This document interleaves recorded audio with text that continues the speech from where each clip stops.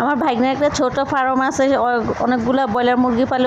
ওখান থেকে বললাম যে একটা মুরগি দিয়ে আমরা আজকে রান্না করে ঘরে যেহেতু বাজারঘাট কিছুই নাই, ওর মা এখনও কোথায় জানি গেছে, বাসায় আসে না, তাই ভাবলাম যে একটা মুরগি রান্না করে ফেলাই। তাই আমি তো রান্না করবো না, ওর মা রান্না করবে, সেই জন্য ভাবলাম আমি কুইটা বাইসে ধুয়ে দেখলে এভরিওয়ান কি অবস্থা, আশা করি সবাই ভালো আছেন, আমিও ভালো আছি। আজকে একটা ব্রয়লার মুরগি রান্না করবে আমার বোনে, সেটাই আপনাদের সাথে শেয়ার করবো। প্রথমে আমি মুরগিটা ভালো করে কেটে ধুয়ে নিতেছি। এখন ভালো করে মুরগিটা ছিলে নিয়েছি, যেহেতু ব্রয়লার মুরগি বাসায় পালছি, ড্রেসিং করার সময় নেই, সেজন্য ভাবলাম যে বাসার মধ্যে চামড়াটা ছিলে ফেলে। চামড়াটা ছিলে কী হয়, মুরগিটা খেতে অনেক ভালো লাগে। ড্রেসিং করা মুরগির স্বাদ একরকম, আর চামড়া ফালে দিয়ে মুরগিটার স্বাদ অন্যরকম। মুরগিটা খেতে খুবই ভালো লাগে। তো এখন আমি মুরগিটা কাটাকাটি বাছাবাছি করতেছি, যেহেতু আমার বোন জানি কোথায় গেছে, বাসায় নেই, সেই আমি ভাবলাম যে আমি কাইটা বাইছে আমি পরিষ্কার করে ধুয়ে থুই, তারপর আমার বোনে রান্না করবে। যেহেতু আমার বোন রান্না এক কথা এক্সপার্ট, ওর কথা কি বলবো, রান্নার যত কথা বলবো ততই কম হয়ে যাবে। ওর রান্নার এত মজা হয় যে বলার বাইরে। আমাদের পুরো ফ্যামিলি ওর রান্নার এক কথায় ফ্রেন্ড। ওর রান্নার সবাই প্রশংসা করে। আমি যে অফিসে খাবার নিয়ে যে আমার কলিগরা যে ওরও খাবারের অনেক প্রশংসা করে। কত কথা বলতে বলতে এখন মাংসটা কাটা শেষ হয়ে গেছে, আমি ধুয়ে দিয়েছি। যেহেতু কারেন্ট চলে গেছে সেজন্য আপনার সাথে শেয়ার করতে পারি না। এখন আমার বোনের লার্কির চুলায় রান্না করো। লার্কির চুলায় রান্না তো এমনি জানেন যে অনেক মজা হয়।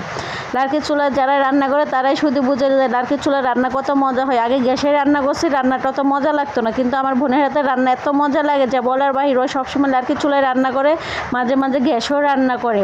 তাই যে এখন পেঁয়াজ চুলাটা জ্বালিয়ে কড়াইটা বসে নিয়েছে, নিয়ে এখানে পরিমাণ মতো বেশি করে পেঁয়াজ দিয়েছে, তেল দিয়েছে, দিয়ে এখানে পেঁয়াজটা ব্রাউন কালার করে ভেজে নিয়েছে। এখন হলুদ মরিচ আদা রসুন বাটা পরিমাণ মতো দিয়ে দিয়েছে। এটা ভালো করে এখন কষানো পর্বে যে পর্যন্ত তেলটা উপরে ভেসে না উঠবে ওই পর্যন্ত মশলাটা কষাইতে থাকবে। মশলা যত কষানো হবে ততই তরকারিটা খেতে খুবই ভালো লাগে। আর এক কথায় কষানোতে তরকারিটা খুবই মজা হয়ে যায়।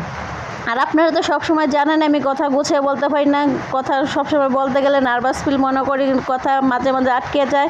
সেজন্য কেউ কিছু মনে করবেন। যে কথা বলতে বলতে মশলাটা কষানো হয়ে গেছে, এখন মুরগিটা দিয়ে দিছে ভালো করে। মুরগিটা এখন ভালো করে কষে নিবে। আর আমার ক্যামেরাম্যান হয়েছে এখন আমার ভাগ্নি মোবাইল ক্যামেরার ভিডিওটা করে দিচ্ছে। আমি যেহেতু বাসায় নামাজ পড়তেছিলাম, পরে ওরে বললাম যে তুই একটু ভিডিও করে নিয়ে আস, পরে ওই একটু ভিডিও করে নিয়ে আসে, সেজন্য একটু ক্যামেরাটা ছোটো মানুষ ভিডিও করছে, একটু লড়াচড়া হয়েছে। আর রান্নাঘর রাত্রে করে রান্না করছে, আমি অফিস থেকে আসার পরে রান্না করতে বলছি, সেজন্য রাত্রে রান্না করে যাতে আমি একটু ভিডিও করতে পারি, সেজন্য রাত্রে রান্না করে সব সময়।